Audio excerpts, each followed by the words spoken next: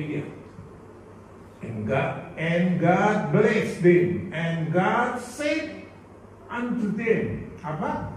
Be fruitful. Berbuah. Jadi tujuan pertama Tuhan kepada manusia supaya mereka apa? Berbuah. Berbuah termasuk nanti ada buah kandungan. Alkitab bilang kan. Buah tubuh itu adalah buah kandungan. Tapi kita mau lihat lebih jauh, saudara, supaya kita mengerti bahwa kita jadi orang Kristen itu harus berbuah. Jadi anak Tuhan itu bukan hanya rajin ke gereja, kita bisa di persekutuan kita, tapi tujuan utama Tuhan supaya kita dapat apa? Berbuah, pergi dan jadikan buah. Nah di kitab Mazmur dia begini bahwa kalau kita tertanam di rumah Tuhan, tertanam ya, baru kita bisa berbuah di pelataran. Kalau kita tertanam dalam rumah Tuhan,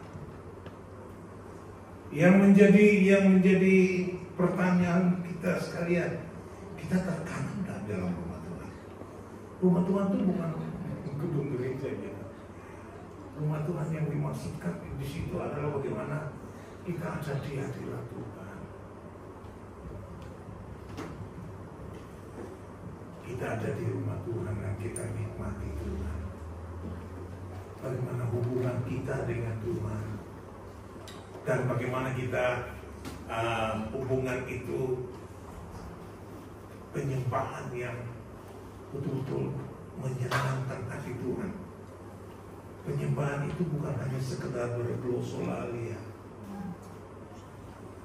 Istilah hari ini glosolalia, gereja Pentakosta, bahasa roh, bukan hanya itu. Saudara tahu penyembahan yang paling menyenangkan Tuhan ada pada waktu kapan? Pada waktu kita ada di tempat di orang setelah sekuler, lalu kita melakukan kebenaran firman Tuhan. Disitulah penyembahan kita yang sebenarnya Tuhan. Waktu kita ada di tempat kerja, kita melakukannya sesuai dengan apa yang Tuhan mau. Itu penyembahan kita. Dalam Kejadian pasal 2 ayat 15, Tuhan memberkati, Tuhan memberi. Wow, itu seperti pekerjaan. Ada disebut abada. Kejadian 2 ayat 15 itu ya, Tuhan Allah mengambil manusia dan menempatkan dalam Taman Eden untuk apa, saudara? Mengusahakan dan memelihara apa? Taman itu. Itu usaha kita, kerjanya kita. Waktu mereka mengerjakan ini, bahasa Ibrani-nya disebut abada. Yang kita sebut sekarang ibadah. Ibadah itu adalah, kalau sekarang kita beritahu bahwa ada bobotnya, ada kualitasnya. Wow, kalau kita tahu ini kita tidak sembarang. Kita melakukannya dengan sungguh-sungguh. Waktu kita di rumah, pada waktu kita ada di tempat itu, pada waktu Tuhan taruh kita di situ, adakah betul-betul itu sebagai satu penyembahan kepada Tuhan? Tuhan tolong kita. Ya, kita lihat slide berikut. Ya, di dalam Injil memberitahu kita salah satu alasan utama Tuhan menempatkan kita di bumi untuk apa, saudara? Menghasilkan buah. Bukan kamu yang memilih aku, tetapi akulah yang memilih kamu. Dan aku telah menetapkan, kata menetapkan itu berarti Tuhan sudah punya agum yang sungguh buat kita. Untuk apa saudara? Supaya kamu pergi dan menghasilkan buah. Dan buah-buahmu itu tetap baik. Jangan hari ini buah, besok lagi. Buahmu itu harus tetap. Supaya apa yang kamu minta dalam namaku diberikan Tuhan. Mengapa banyak kali kita berdoa dan belum dijawab? Jangan-jangan kita belum menghasilkan buah. Salah satu, kita belum berbuah. Tuhan tolong kita lanjut supaya kita cepat saja.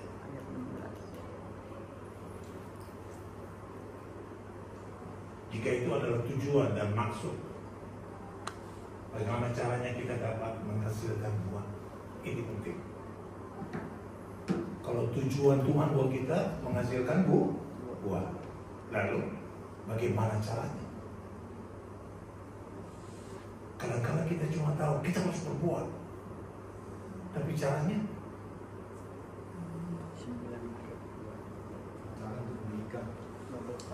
bagaimana? Menikah dan menghasilkan buah, itu buah kandungan. Tapi buah itu juga adalah buah jiwa dan buah roh kudus. Nah, kalau orang yang berbuah kandungan gimana?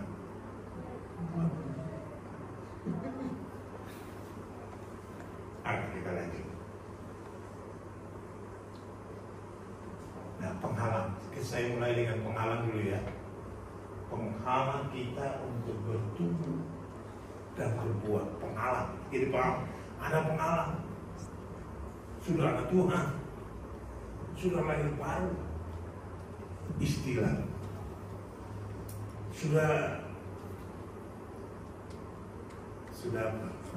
Sudah dipindahkan dari maut datang ke dalam hidup. Yang pindahkan kita dari maut datang kepada hidup siapa sekarang? Hanya Yesus. Sudah ada. Kita datang ke gereja pun itu hanya karena Tuhan. Dalam Injil Yohanes pasal 5 ayat 24, bersyukur kepada Dia. Dia pindahkan kita dari maut loh. Mestinya kita ada di sana. Tuhan pindahkan kita ke dalam hidup.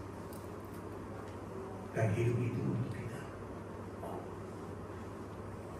Nah, apakah sekedar kita datang ke gereja itu sudah maksudnya? Enggak, saudara. Kita melihat bahwa yang Tuhan mau buat kita kembali sebentar.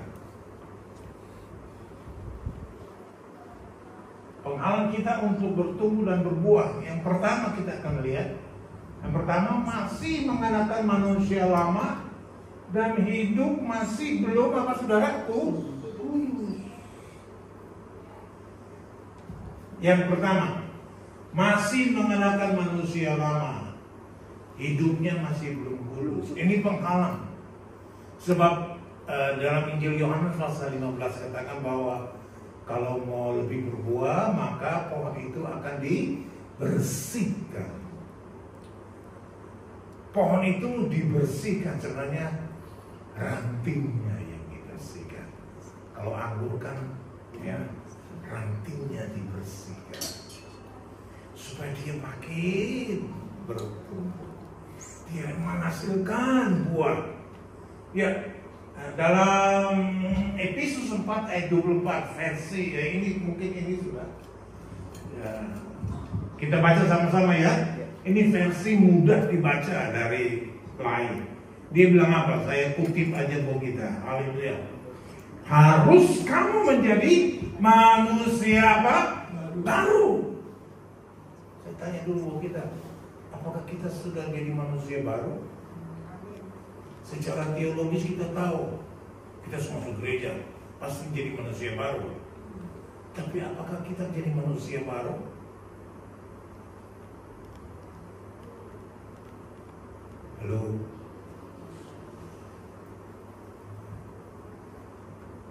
secara teologis, secara pengertian selalu dikotbahkan dari mimbar bahwa orang yang di dalam Tuhan adalah orang yang menjadi manusia baru. Yang lama sudah berlalu, yang baru sudah ada.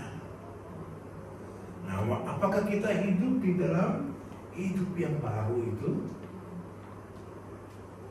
Kalau kita perhatikan kehidupan kita sehari-hari, adakah kita sudah betul-betul hidup dalam manusia yang baru, atau kita masih pakai yang lama itu di hidup yang baru?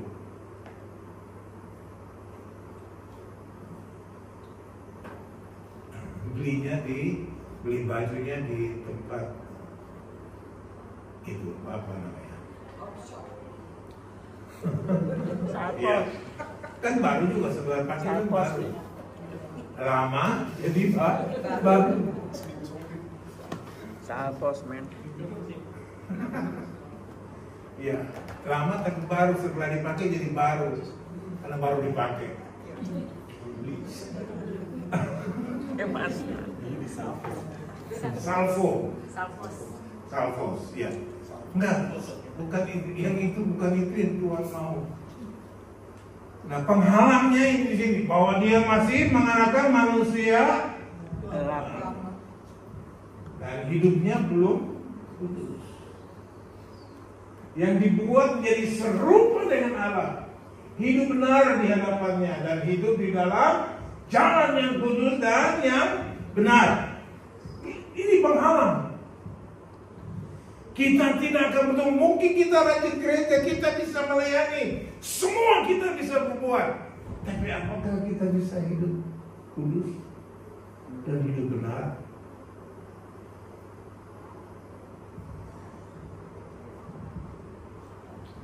Bisa berkhotbah. Saudara, saya sendiri harus menjaga diri. Alkitab bilang gini, biarpun saya tumpang tangan orang sakit sekalipun, orang sakit sembuh, mati bangkit, bisa berbuat. Tapi kalau tidak melakukan kehendak Tuhan, saya jahat di hadapan Tuhan.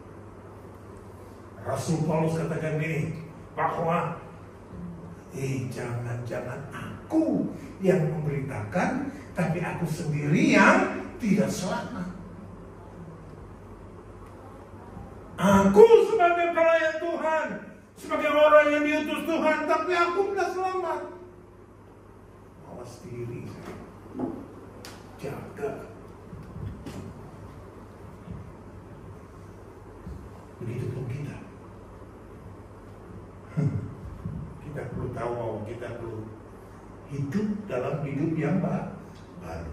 Oke, saya lanjut lagi buat kita. Lanjut lagi. Nah, yang menjadi penghalang utama ini, hidup dipimpin oleh apa, saudara? Daging. Hidup dipimpin oleh daging. Kita tahu bahwa daging tidak membawa kita. Kita semua ada di situ. Daging ada dengan kita, betul? Halo, kita punya daging kan? Harus roh semua nih. Kita semua punya daging kan? Ya, daging. Nah, apakah kita dipimpin daging atau kita dipimpin Roh Kudus? Roh Kudus, I like Roh Kudus. Ini penting Bapak Ibu. Coba kita lihat Roma 8 ayat 5 sampai ayat 8. Ya. Kita baca sama-sama. 1, 3. Sebab mereka yang hidup menurut daging memikirkan hal-hal yang dari daging. Mereka yang hidup menurut roh memikirkan hal-hal yang dari roh. Ayat 6. Karena keinginan daging adalah maut. Tolong perhatikan Bapak Ibu. Ini Alkitab tegas. Rasul Paulus menegaskan buat kita. Karena keinginan daging adalah maut, tetapi keinginan roh adalah hidup dan damai sejahtera. Ini perlu buat kita tahu dan perlu kita melakukannya. Di ayat yang ke-7, sebab keinginan daging adalah apa saudara? Setrunya Allah. Anak Tuhan rajin ke gereja, melayani Tuhan seperti yang disarankan oleh Ibu Ati bahwa kita yang sudah diselamatkan harus melayani. Bukan hanya di mimbar, bukan hanya musik, tapi di luar sana juga dapat melayani. Iya, tapi ini loh menjadi awasan buat kita. Keinginan daging adalah apa saudara? Setrunya Allah.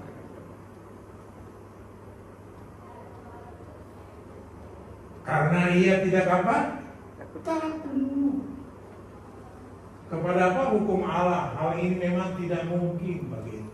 Bagaimana dia mau takluk melakukan firman Tuhan?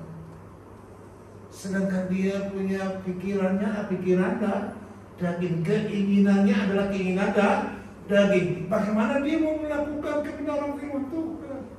Bagaimana dia mau dipimpin oleh Tuhan untuk melakukan kehendak Tuhan? Sedangkan pikirannya yang dipikirkannya adalah keinginan daging. Boleh ada di gereja hanya 2 jam. Di luar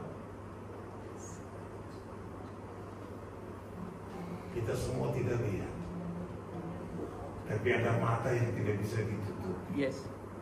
Jesus. Yang kenal kita, yang tahu kita, yang ada di pikiran kita, bahkan ada di dalam. Dia tahu. Naik ke laut. Mereka yang hidup dalam daging tidak mungkin apa saudara? Tidak mungkin berkenan kepada Allah. Orang yang hidup di dalam daging tidak mungkin berkenan kepada Allah. Mungkin berkenan kepada manusia.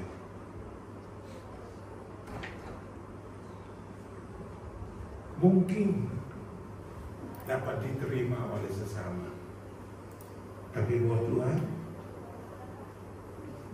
orang yang hidup benar mungkin saja tidak diterima oleh tempat yang lain. Risiko yang harus didata. Tuhan tolong kita biar kita mengerti ini. Yang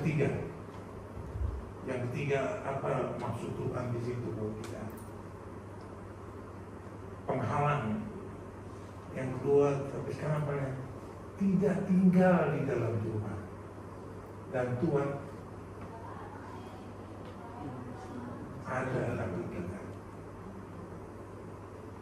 Tidak tinggal di dalam Tuhan. Dan Tuhan juga tidak ada dalam kita. Oh, baik. Sangat berbahaya. Kemarin saya menjelaskan sedikit waktu kami ada di rumah, terus di rumah dari Riona, bagaimana kita tinggal di dalam Tuhan, bagaimana reaksi kita ada di dalam Tuhan. Selama waktu kita ada dalam Tuhan, wow, kehendak kita habis dan kita hanya mau kehendak Tuhan yang kita mau. Tuhan suruh ke kanan, kita ke kanan. Tuhan suruh ke kanan, kita ke kanan. Ikut. Tuhan suruh ke kiri, kita ke kiri. Tuhan suruh ke depan, kita ikut. Jadi kita hanya mau melakukan apa yang Tuhan mau. Karena apa? Kita ada di dalam Dia.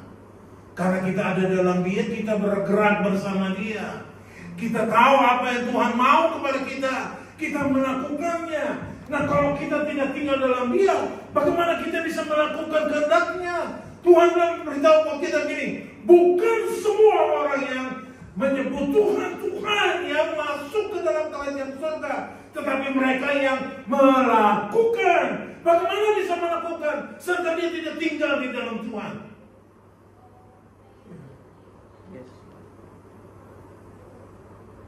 Alkitab katakan bahwa waktu kita tinggal di dalam Dia, haleluya. Dengan kata waktu kita tinggal dalam Dia, ada hubungan yang intim dengan Tuhan. Hubungan itu otomatis keluar dari hati kita yang rindu akan Dia, yang terus menerus bersekutu dengan Dia, bukan kewajibannya. Sebab saya lihat ada banyak orang waktu kami mengembalakan turun melihat jemaat hanya melakukan karena kewajiban, karena dia harus melayani, karena dia pengerja, jadi dia melakukannya karena itu, bukan lagi dari cinta.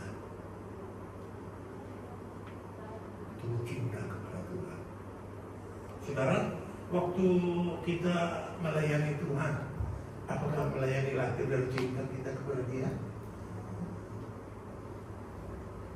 Ini tanggung jawab besar. Tuhan tolong kita. Ya. Yang keempat, dikatakan ini yang tidak tertanam dalam gereja dan komunitas. Wow, saya menyinggung tadi ya. Yang menjadi penghalang untuk kita bertumbuh dan kita bisa menghasilkan buah adalah yang pertama ini. Coba kita baca dulu Mazmur 92 di ayatnya ke-13.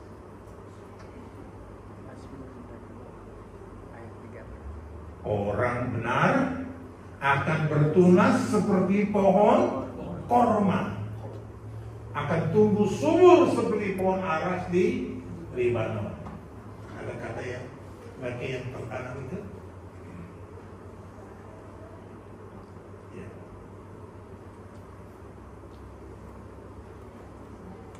Mereka yang ditanam di bait Tuhan akan bertunas di pelataran Allah kita. Tapi kita baca ayat 13 dulu sama-sama.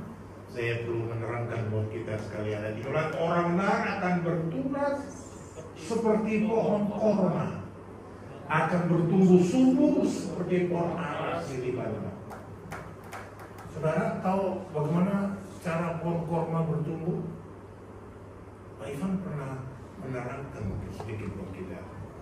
Saudara, pohon korma itu ada di padang pasir. Dan waktu dia ditanam, dia digali cukup dalam. Benihnya ditaruh. Setelah benihnya ditaruh, ditutup dengan batu. Pada waktu dia bertumbuh ke dalam, saudara. Sampai dia mencium air, baru dia bertumbuh. Waktu dia bertumbuh, dia harus nolak itu batu yang besar.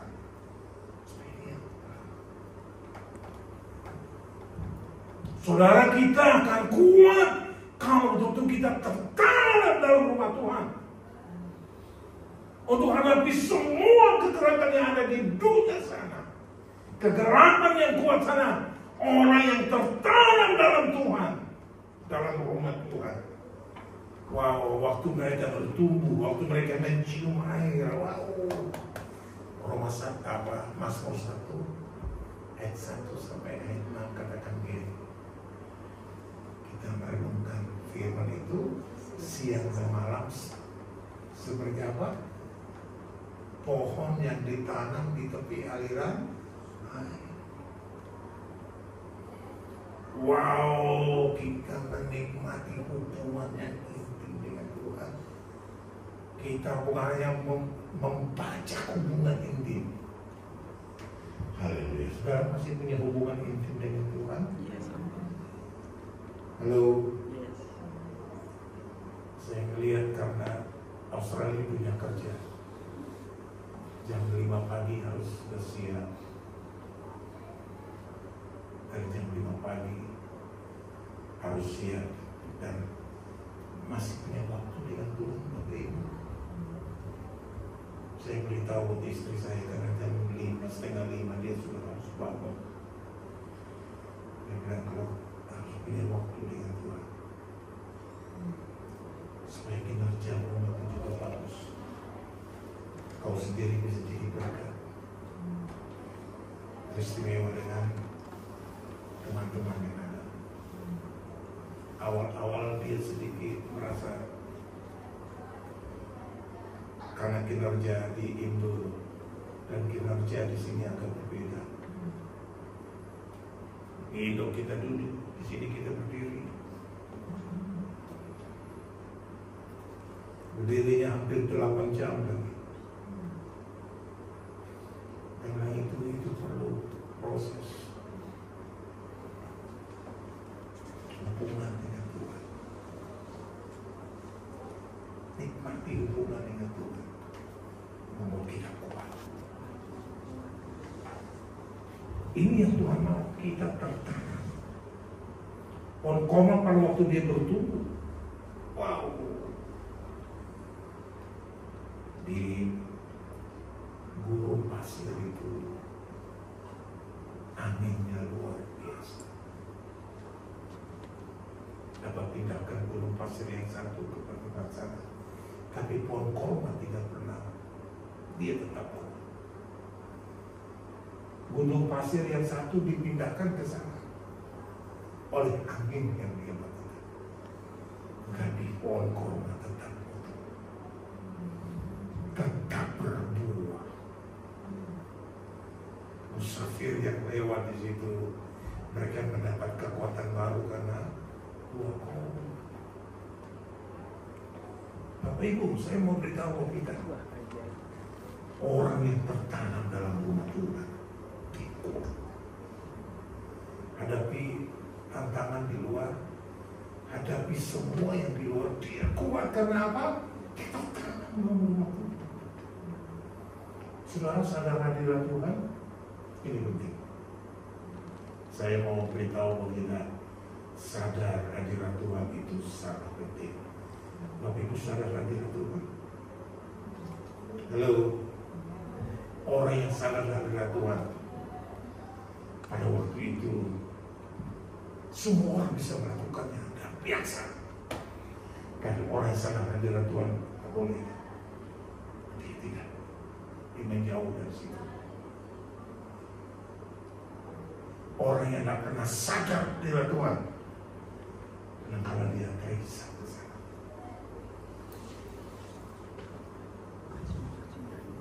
Mungkin saya memberi pertanyaan yang agak konyol sedikit buat kita. Bapak Ibu, sudah lahir baru? Sudah lahir baru? Untuk tertanam sekali, kita harus lahir baru. Yang Alkitab katakan lahir dari atas. Injil Yohanes pasal yang ketiga, di ayatnya yang ketiga dikatakan bahwa kalau kita mulai katakan, mungkin Injil Yohanes 3 ayat 3. Yesus menjawab katanya, ini percakapan ini antara Yesus dan Nikodemus, seorang ahli, seorang punya kedudukan tinggi. Sebab itu dia datang buat Yesus pada waktu malam. Lalu dia bertanya kepada Yesus. Yesus menjawab katanya, aku berkata kepadamu, sesungguhnya jika seorang tidak dilahirkan kembali. Kata kembali ini, kembali kemana? Kebaikan. Ya? Kebaikan. Kembali kepada Kebaikan. Kebenaran. kebenaran. Kembali. Kata kembali itu sebenarnya dia punya pengertian begini. Kembali ke siapa gitu. Kata kembali ini kembali ke siapa? Kembali kepada Yesus. Kenapa tuh Yesus? Sebab kita ini semua sudah dijelaskan di ayat-ayat sesudahnya. Dia bilang begini bahwa lahir itu bukan dari keinginan manusia, lahir dari atas, dari roh, dari atas. Saudara tahu bahwa Yesus itu dari atas? Yesus dari atas enggak? Alkitab katakan Yesus itu dari atas, bukan dari bawah. bukan dari bawah. Kalau dari bawah itu dari dunia. Yesus dari atas. Jadi waktu Yesus bilang beritahu buat Nikodemus, sesungguhnya jika seorang tidak dilahirkan kembali, ia tidak dapat melihat apa? Kerajaan Allah. Melihatnya aja tidak. Jadi yang utama adalah apa? Lahir dari atas. Bagaimana lahir dari atas? Injil Yohanes 1 ayat 12. Waktu kita percaya dan terima Dia sebagai Tuhan dan Juru Selamat, Alkitab katakan begini bahwa kita diberi hak, kita diberi otoritas untuk apa? Menjadi anak Allah. Kita alami. Jadi ada dua hal yang kita alami. Di dalam Injil Yohanes pasal 3 ayat yang kelima dikatakan bahwa kalau kita dilahirkan dari air dan roh, wow, baru kita punya kemampuan untuk masuk ke dalam kerajaan Allah. Ini penting. Ini penting. Ada banyak pandangan yang sepertinya yang penting ini, yang penting itu. Saya mau beritahu buat kita bahwa waktu kita lahir dari atas itu sangat penting. Yang menyebabkan kita bisa ada di dalam Yesus. Saudara lihat jaminannya luar biasa loh. Kita lihat Injil Yohanes pasal 10 ayatnya ke-28, 29 ayatnya ke-30. Injil Yohanes pasal 10 jaminan, aku memberikan apa? Hidup kekal pada mereka, dan mereka pasti tidak akan sampai berapa lama? Lama-lama. Mereka tidak akan binasa untuk berapa lama? Selama-lamanya. Terus. Dan seorang pun tidak akan merebut mereka dari tanganku. Penting gak lahir dari atas? Sangat penting lahir dari atas. Membuat apa? Pada waktu kita ada di dalam tangan Yesus, tak ada seorang pun yang bisa merebut kita dari tangan. Ayat yang ke-29 dia bilang apa? Bapakku yang memberikan mereka kepadaku lebih besar daripada siapapun, dan seorang pun tidak dapat merebut mereka dari tangan Bapa. Sekarang tangan Bapa pegang lagi kita. Siapa bisa? Iblis bisa kan gugat kita di sini nggak? Bisa coba-coba kita di sini nggak? Bisa kan dia kasih penyakit buat kita? Di sini loh, di sini. Bisa nggak? Ayo. Ada yang mau bilang bisa, ada yang mau bilang tidak bisa. Iblis bisa ganggu kita di sini nggak? Jauh-jauh kita begitu. Bisa nggak? Bisa. Ya? Bisa. Tuhan nggak mau kok. Jangan pakai istilah kalau Tuhan izinkan. Tuhan tidak pernah izinkan. Seorang pun diganggu di sini. Sebab dia dapat melanggar Tuhan, itu berarti Iblis sudah kalah. Dia bisa ganggu kita nggak? Namanya ini sudah takut, apalagi genggamannya. Bagaimana Bung? Dengan nama Tuhan Yesus itu Iblis sudah takut, apalagi kita sudah di tangan genggaman. Iya, dengan nama Yesus saja dia takut, apalagi dia mau korek-korek kita di dalam genggamannya. Nah, coba lihat ayat 30 ini yang luar biasa. Ayat 30 dia bilang apa? Aku dan Bapa adalah satu. Satu itu bagaimana maksudnya?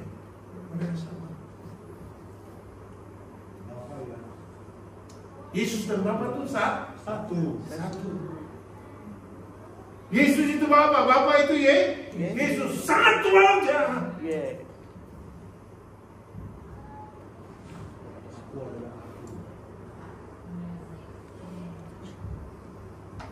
Ada yang mau bilang, oh itu nama aku Pak.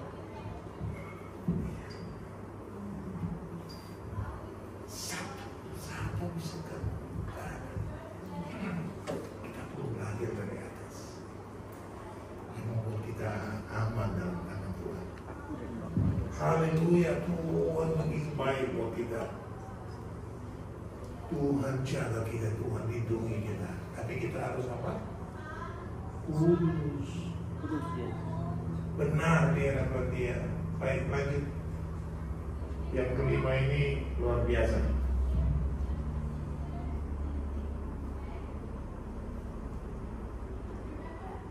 Yang kelima dia bilang gini, tidak mengerti tujuan kita dipilih. Saudara mengerti?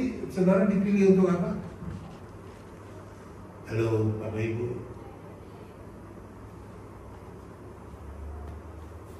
Bukan kamu yang memilih aku, tetapi akulah yang memilih kamu.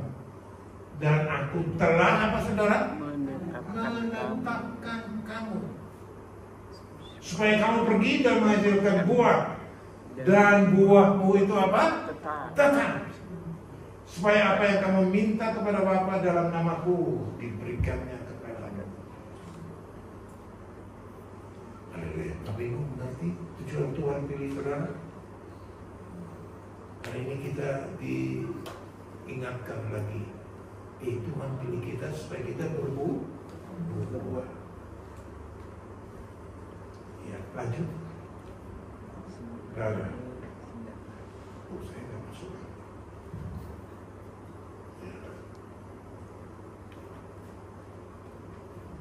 Tuhan tolong kita. Karena waktu kita betul-betul ada di dalam Tuhan. Maka Tuhan yang pertama itu kita tadi diberitahu bahwa kita yang pertama balik lagi yang pertama Bapak.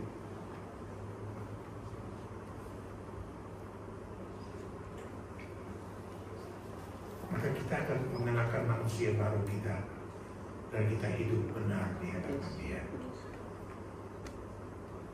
Kebalikan dari ini sebenarnya kita bisa berbuah waktu kita hidup benar di hadapan Dia. Kita ada di dalam Dia dan bergerak bersama Dia. Haleluya. Tuhan tolong kita supaya betul-betul kita bisa menikmati Tuhan dalam hidup ini. Amin. Bapak Ibu menikmati Tuhan. Tuhan tolong kita supaya betul kita bisa menikmati Tuhan, kita bisa berjalan bersama Dia dan kita memuliakan Dia. Bukan orang yang menyebut Tuhan yang masuk ke dalam kerajaan surga, tapi mereka yang melakukan kehendak Bapa di surga. Mari kita tunduk kepala, kita berdoa. Haleluya. Haleluya. Bapa di surga, berdoa untuk kebenaran firman Tuhan ini, biar betul-betul kami dibuka pikiran kami, supaya kami mengerti Tuhan dan kami bisa hidup di dalamnya dan kami melakukan apa yang Tuhan mau. Kami sadar bahwa Tuhan panggil kita bukan untuk melakukan kehendak kami, keinginan kami, dan Tuhan panggil kami untuk melakukan kehendak-Mu. Dan Tuhan pilih kami untuk kami berbuah. Biar buah kami dimulai dari buah-buah pertobatan kami, buah-buah Roh Kudus yang ada di dalam kami, itu semakin lebat berbuah Tuhan. Kami tidak melakukan buah daging. Kami tidak melakukan keinginan daging kami. Kami tidak memikirkan keinginan daging. Yang kami pikirkan bagaimana Tuhan kami bisa berbuah, melakukan yang terbaik buat Tuhan. Teristimewa Tuhan, kami dapat menguasai diri kami. Teristimewa Tuhan dalam berbuat. Tuhan ingin untuk kami dapat menguasai diri. Tanpa menguasai diri, maka semua yang ada itu runtuh total.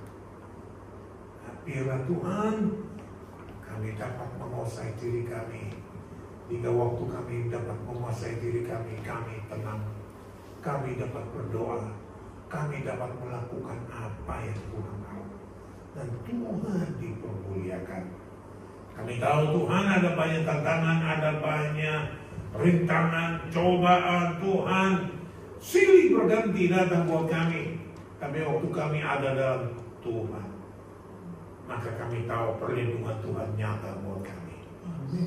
Terima kasih Tuhan. Menyerahkan semua ke dalam tangan-Mu. Dalam nama Yesus hamba berdoa. Haleluya. Amin.